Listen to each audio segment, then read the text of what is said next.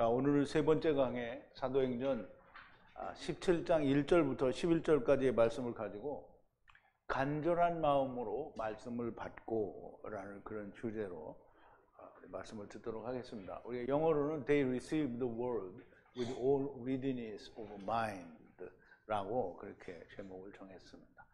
먼저 하나님 말씀을 좀 볼게요. 제가 한 절 읽고 여러분도 한 절 읽고 교독하겠습니다. 마지막 11절은 우리 함께 봉독합니다.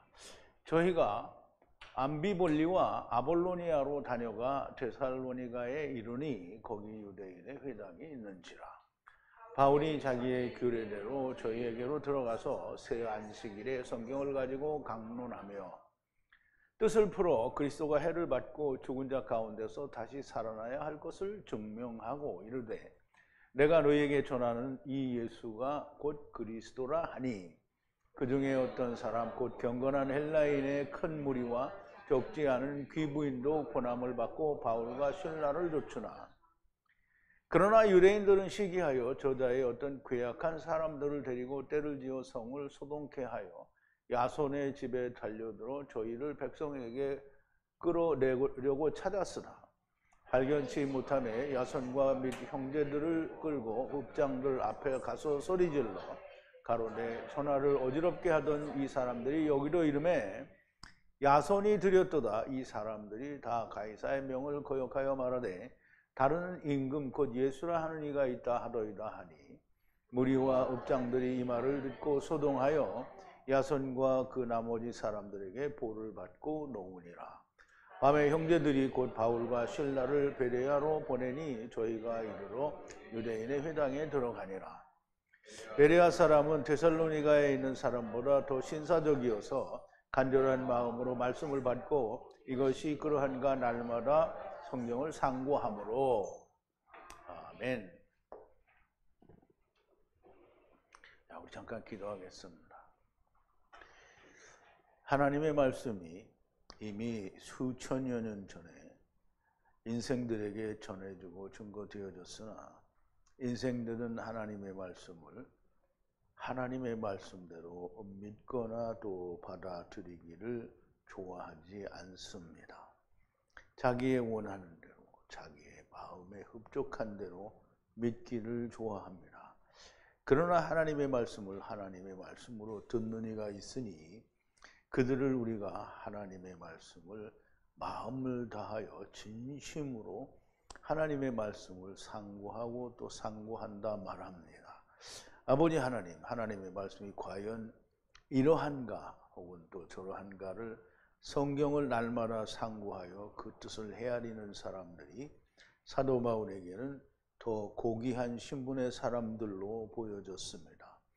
아버지 하나님, 오늘 우리가 하나님의 말씀을 묵상할 때 신학에 비추어서가 아니라 하나님의 말씀이 그렇게 설명하고 있는지에 대한 증거와 증명을 우리가 나타낼 수 있는 자들이 다 되어지게 하여 주시옵소서.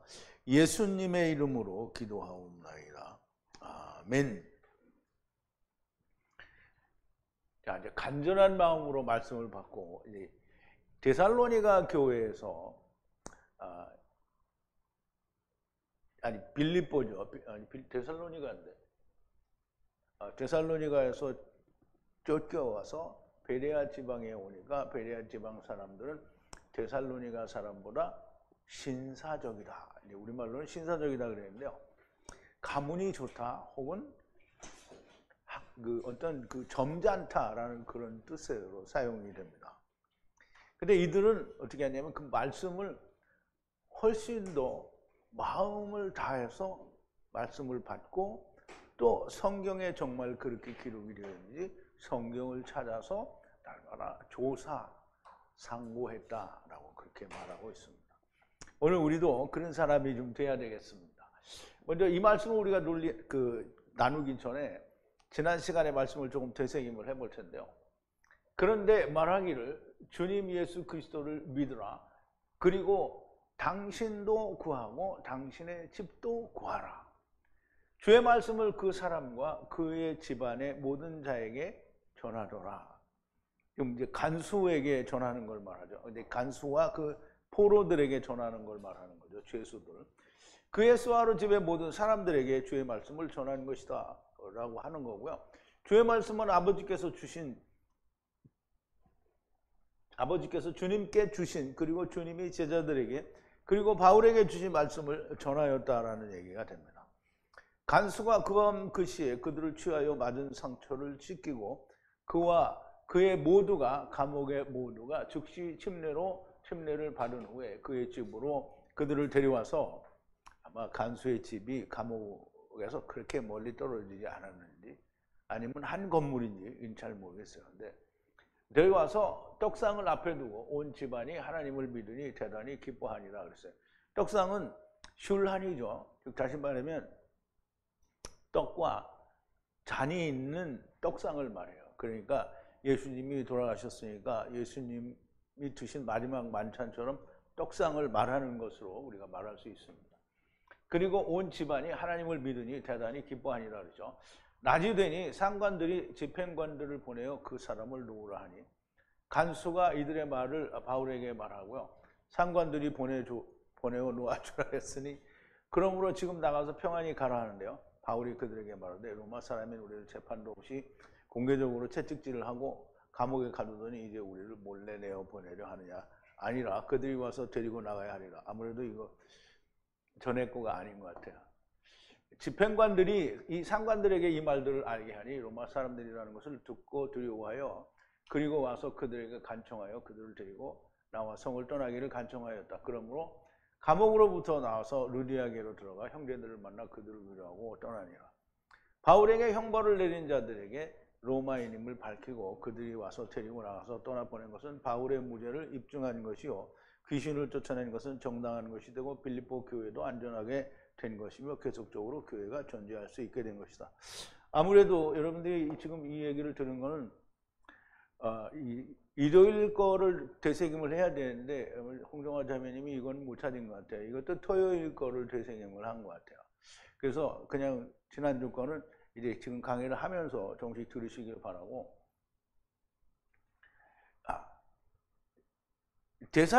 데살로니가에서 복음을 전했는데 이제 어쨌든 이제 오늘 말씀을 좀 시작을 해볼게요. 이제 1절인데요. 그런데 암비볼리와 아볼로니아를 통과해 데살로니가에 들어가니 거기 유대인의 회당이 있는지라 그랬어요.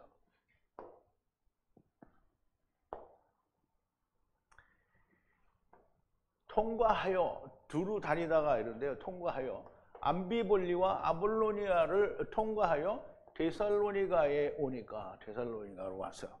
빌립보에서 데살로니가로 온 거를 말하죠. 어떻게 좀 맞는 것 같기도 하고. 그랬더니 거기 빌립보에는 회당이 없었어요. 그런데 여기는 유대인의 회당이 있었습니다. 빌립보에서 형제들을 떠나 암비볼리와 아볼로니아를 거쳐 데살로니가에 도착하게 됩니다. 자, 이제 빌립보에서 떠나서 암비볼리와 아볼로니아를 지나서 데살로니가로 오게 됩니다. 데살로니가로 오게 되죠. 이 데살로니가에서 일어난 일을 지금 이제 우리가 보는 건데요.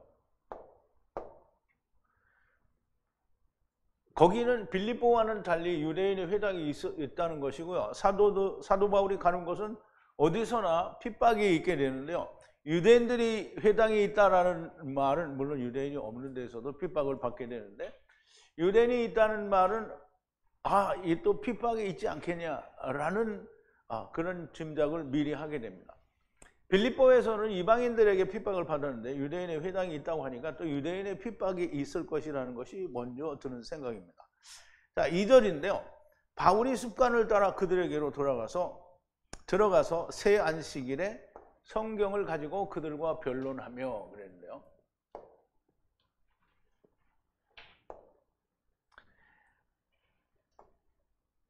익숙한 관습이라는데요. 우리말에는 바울이 자기의 규례라고 했죠.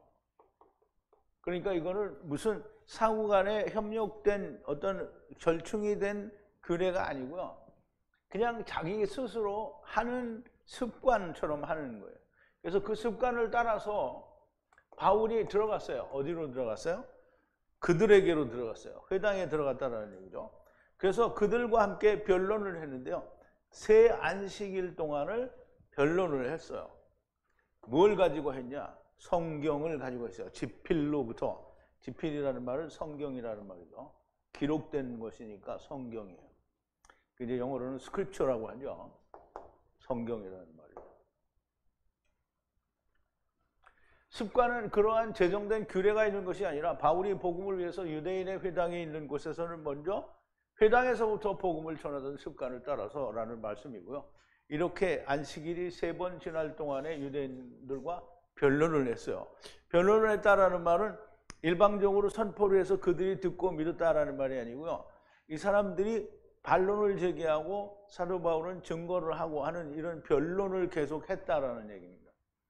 자, 3절인데요. 그 그리스도가 고난을 받고 죽은 자 가운데서 다시 살아나야 할 것을 해석하여 풀어서 제시하고 이것이 그리스도 예수이고 내가 너희에게 전하고 있는 내용이다 라는 얘기를 하는 거죠.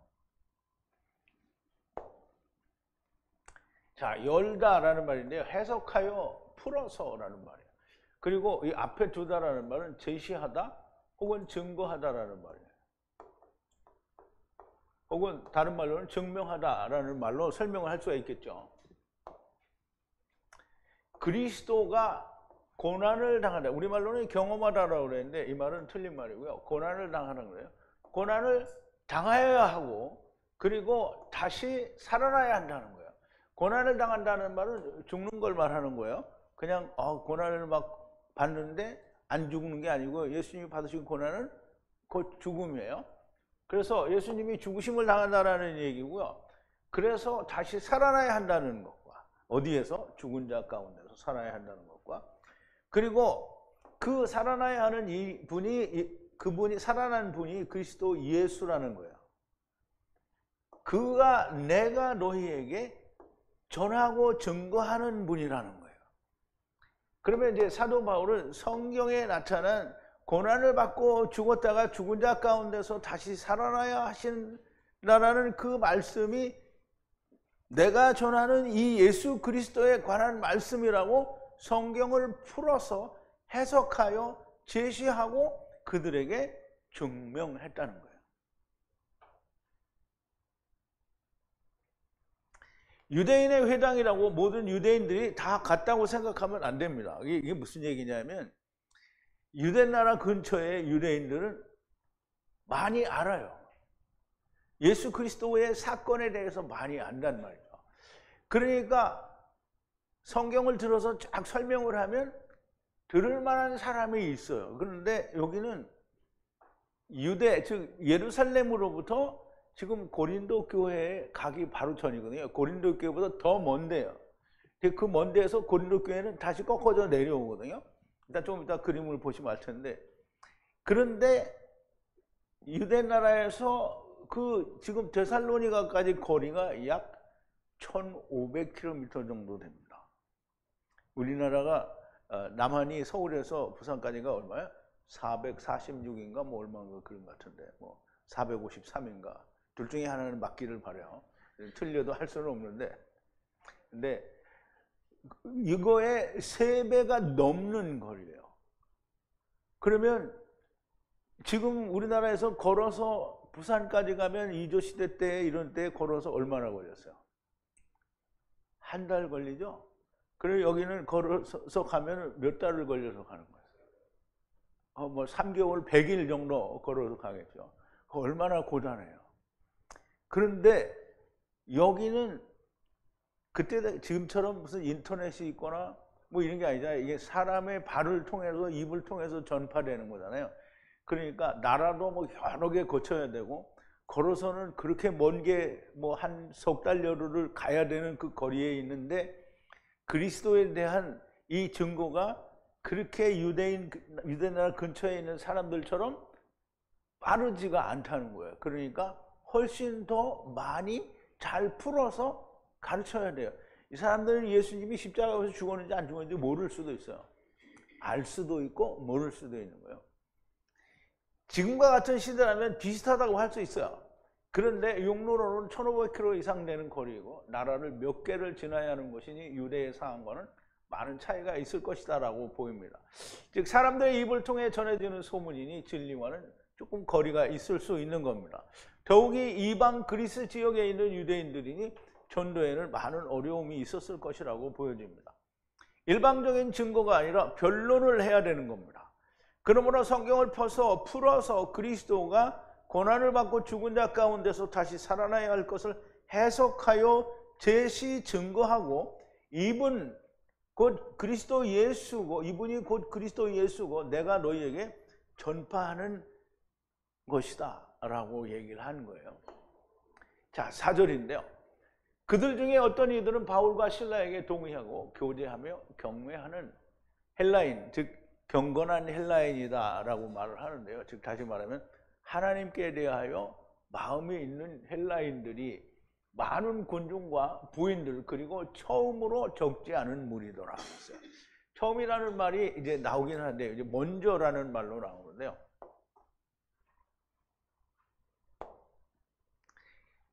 그리고 그들 중의 어떤 사람들은 동의했어요. 그리고 여기는 할당하다 그랬는데 뭘 할당하는지 잘 모르겠어요. 교제하다라는 그런 뜻이에요. 사귄다라는 뜻이고요. 바울과 그리고 신라와 동의하고 사귀고요. 그 다음에 경외하는 혹은 두려워하는, 그러니까 하나님을 두려워한다라는 의미가 되겠죠. 헬라인의 많은 군중이라고 했어요. 군중과 그리고 많은 귀인의 여자들이에요. 그들이 많은데 얼만큼 많으냐면 적지 않은, 처음으로 이렇게 적지 않은 사람들이 따랐다라는 거죠. 믿었다. 그래서 여기는 먼저라는 뜻도 있지만 처음이라는 뜻도 있기 때문에 이렇게 한꺼번에 많은 사람이 동의하고 믿었던 적은 처음이다라는 그런 뜻인 것으로 보여집니다. 데살로니가에서 복음을 전하니 상당히 많은 사람들과 바울과 실라의 말씀에 동의하고 교제를 한 것으로 보이는데요. 유대인의 회당에서 선포하였는데 듣고 따르는 자들은 경건한 헬라인의 많은 군중과 여자들 그리고 처음으로 적지 않은 사람들이었다라고 그렇게 얘기를 합니다. 아마도 이제까지 전도했던 중에 가장 많은 사람들이었던 것으로 보여지고요. 항상 유대인들은 복음의 제족자가 되기를 두려워하지 않고 좋아합니다. 그래서 그게 누구냐면 유대인들이다 라는 말은 다른 말로 하면 율법을 가진 자들을 말해요. 그래서 율법 지켜야 된다는 자들을 말하는 거예요. 자, 5절인데요.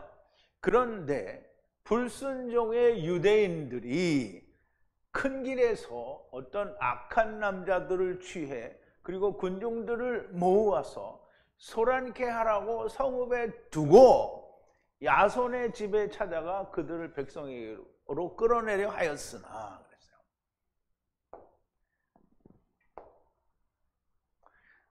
자, 이제 취하여 람바노인데요. 프롤 람바노인데요.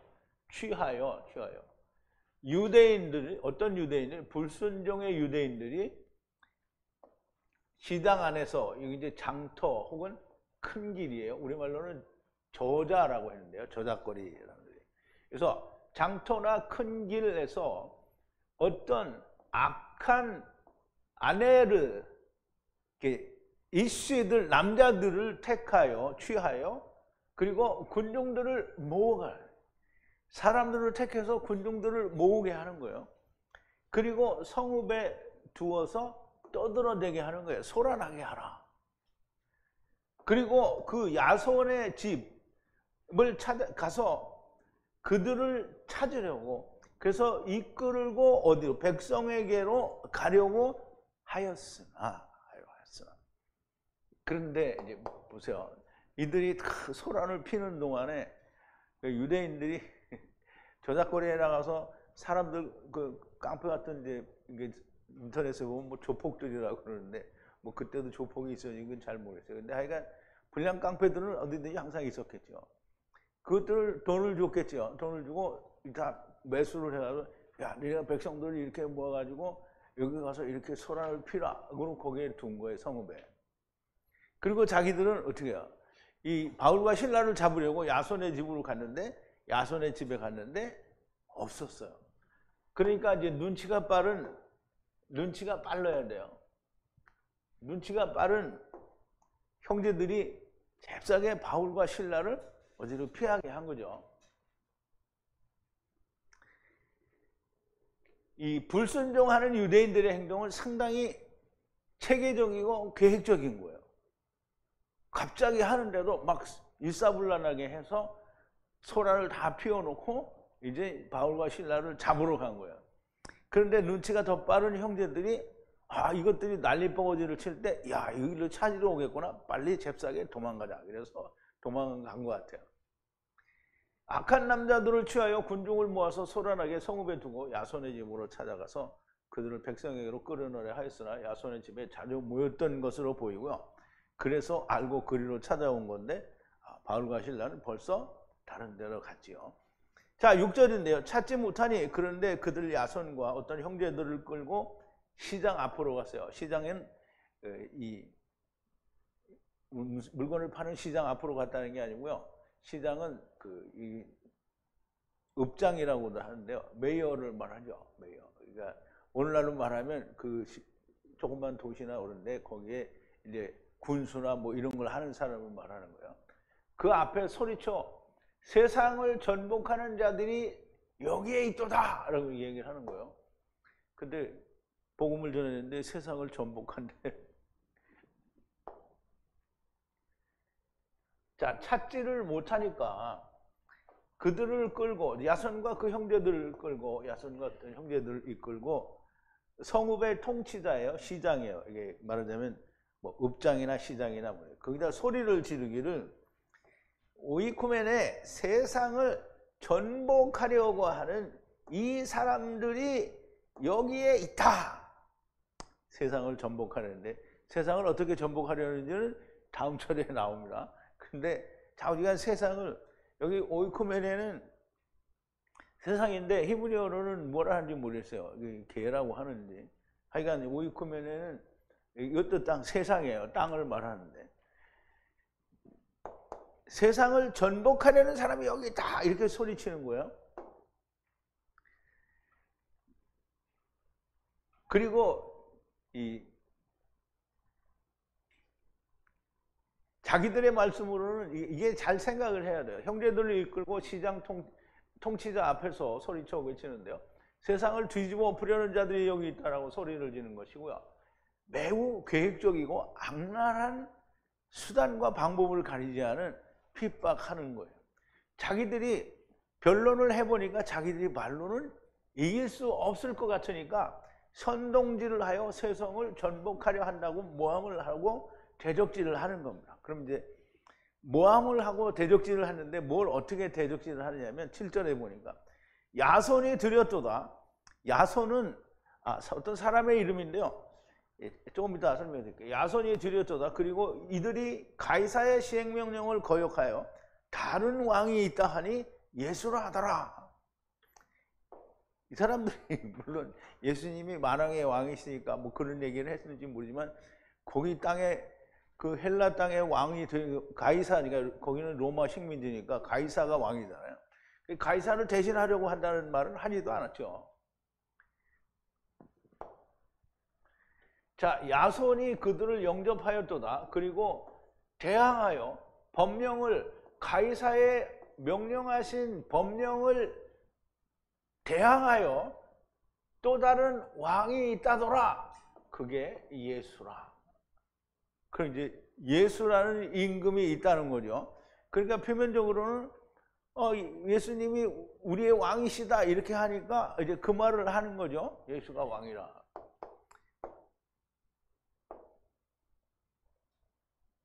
야손은 치료하다라는 뜻을 가졌다라는 그 사람의 이름인데요. 그가 이 사람들을 들였다고 하고 그들이 가이사의 시행명령을 대적하여 다른 왕이 있다는데 예수라는 거예요. 허망한 말을 하는 거죠. 이것이 불순종하는 유대인들이고요. 주님은 분명히 나의 나라를 이 코스모스에 속한 것이 아니라고 했어요. 요한복음 18장인데요.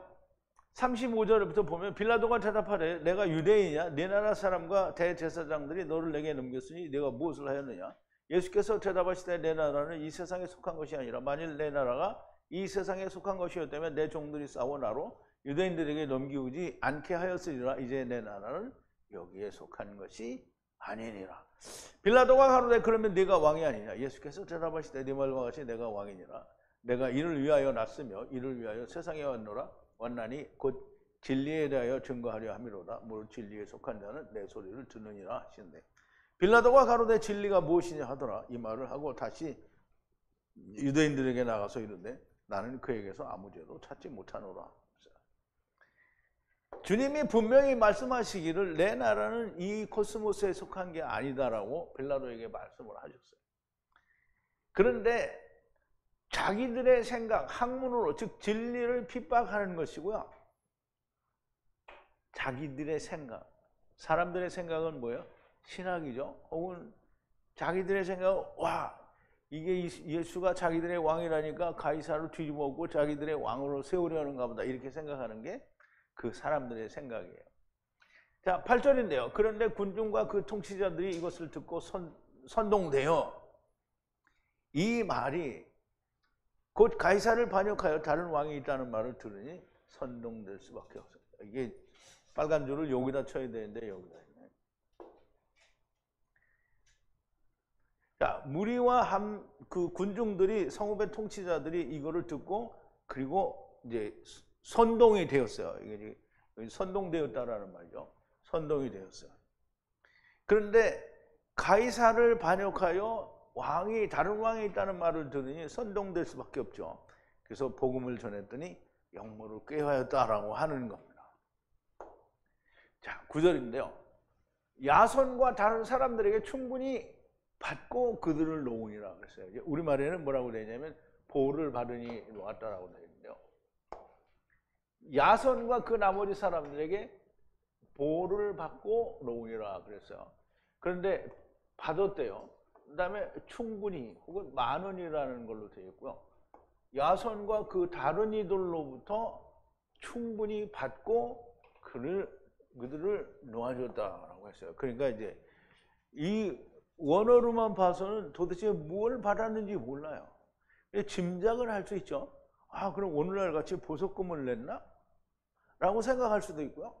또는 아니 가이사를 반역하여 왕이 있다고 하는데 니네 정말 그러냐? 라고 물으니까 복음을 자세히 설명하니까 가이사하고는 전혀 상관이 없는 내용이니까 충분히 알아들었다라는 말이 될 수 있고요. 그런데 유대인들은 못 알아들었죠. 유대인들은 끝까지 왕이 되려고 다 반역자다 이렇게 생각을 하고 있는 거예요. 자, 이제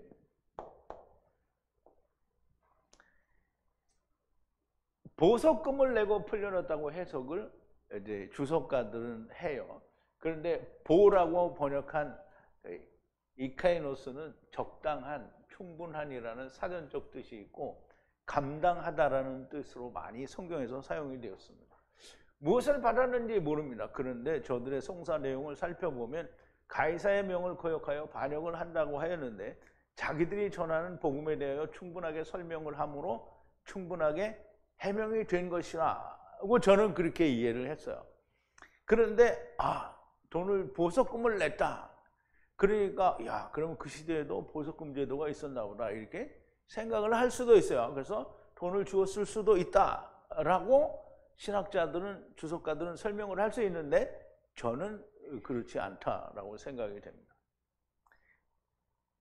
보석금을 내면 또 얼마나 내야 되겠어요? 반역을 했던 놈은 보석금을 내니까 엄청 달랠 거잖아요.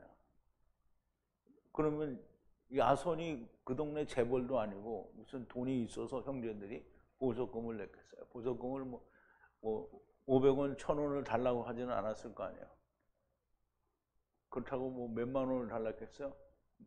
요즘은 보통 미국에서도 보석금을 내면은 뭐 5,000불에서 10,000불, 또 심각한 범죄는 뭐예요? 반역죄 같은 거는 뭐 몇백만 불을 내죠. 그런데 여기서 야손이가 그거 낼 능력이 있겠어요? 조그만 시골에서 암만 부자라고 해봐야 뭐 얼마나 큰 부자겠어요. 근데 어쨌든 저는 이렇게 생각한다는 거고요. 신학자들은 보석금을 냈다라고 생각한다는 거예요. 자, 10절인데요. 그런데 형제들이 즉시 그 밤에 의해 바울과 신라를 보내어 베레아에 도달하여 유대인들의 그 회당으로 가니라. 근데 여기는 조금 번역이 우리말 번역과 원어의 번역이 조금 매치가 잘 안 되는 부분이 있어요. 자, 그런데 형제들이 즉시로 그 밤에 의해서 보냈어요. 그리고 바울과 그리고 신라를 베레아로 보냈어요. 그리고 회당으로 들어갔어요.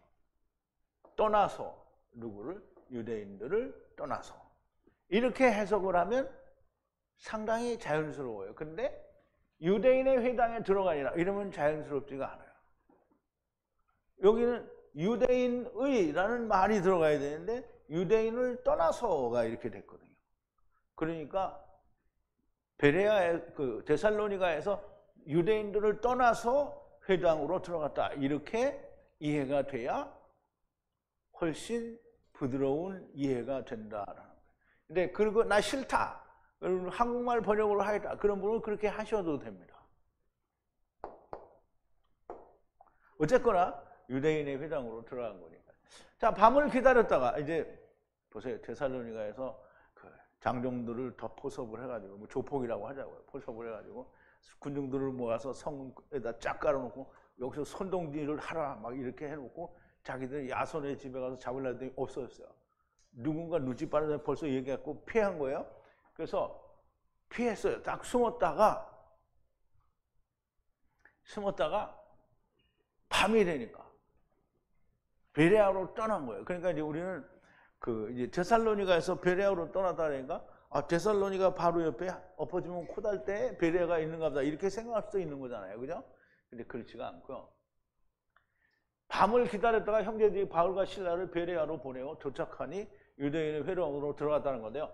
데살로니가에서 베레아까지는 약 70에서 80km 정도가 됩니다.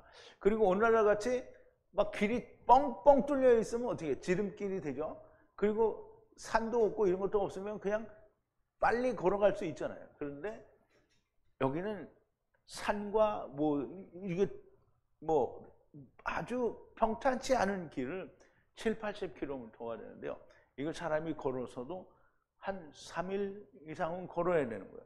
그러니까 바울과 신라가 도망을 가는데 베레아로 가는데 이 사람들도 상당히 시간이 걸렸을 거라고요.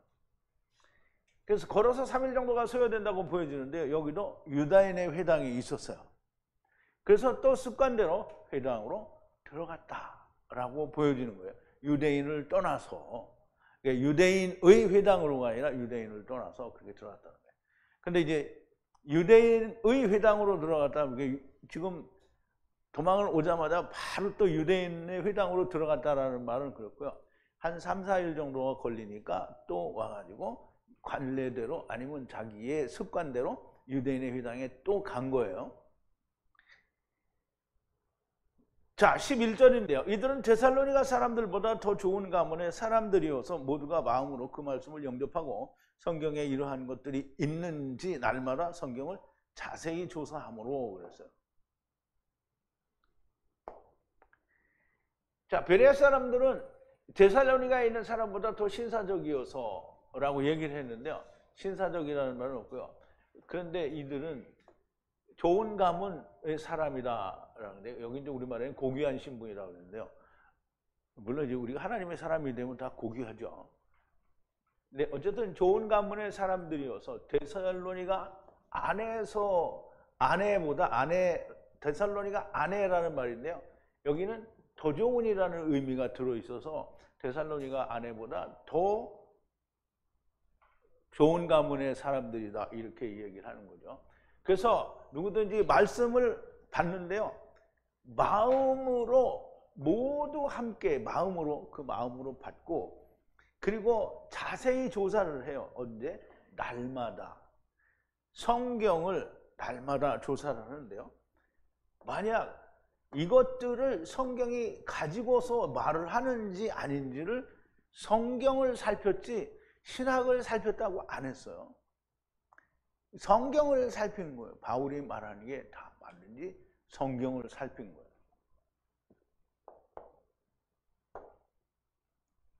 분명히 데살로니가에서도 적지 않은 사람이 바울과 신라와 교제를 했어요. 그런데 유대인들의 선동에 넘어가는 무리들이 있어서 폭도들로 나타나니 데살로니가 사람에 대한 이미지가 좋지 않은 것 같아 보이고요.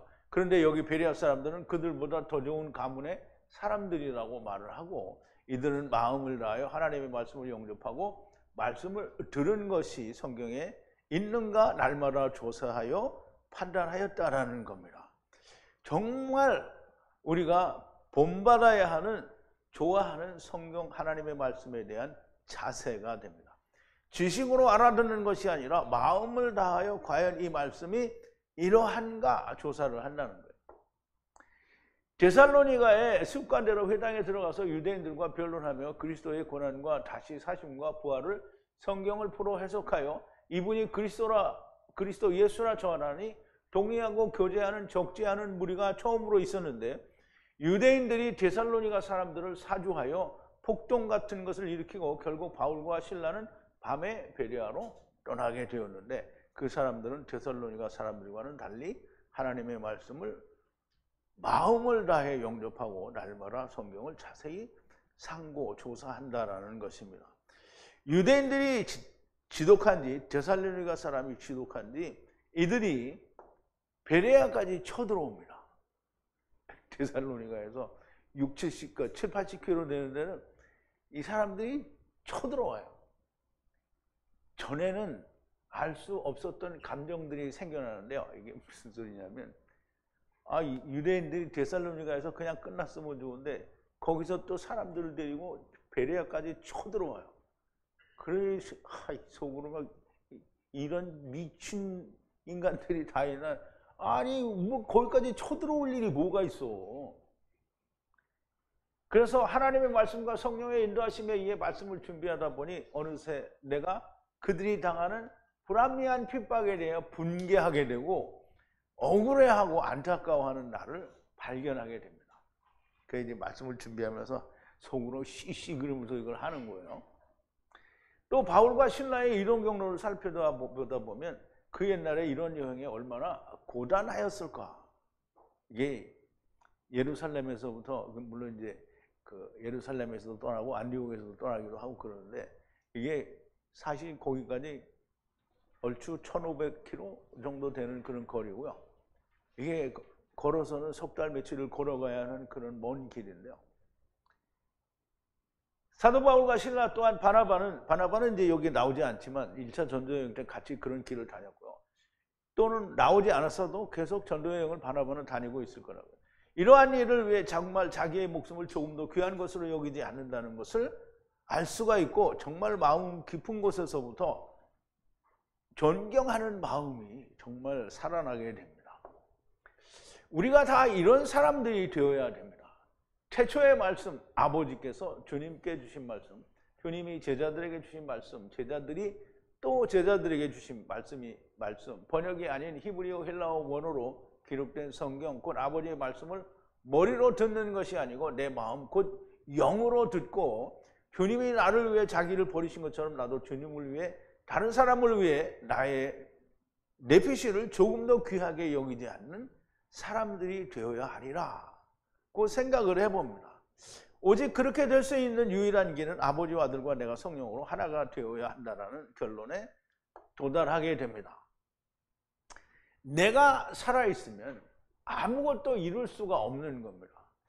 나라고 하는 자아는 선악을 하게 하는 나무요, 결국은 천국을 이룰 수 없는 누룩인 겁니다. 전체에 퍼지게 되고 성령은 소멸되게 되고 자기는 멸망하는 자가 되는 겁니다.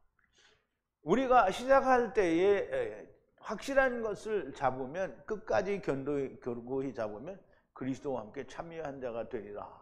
그리고 히브리서에서 설명을 합니다. 근데 이제 그 말을 우리가 조금 살펴보면,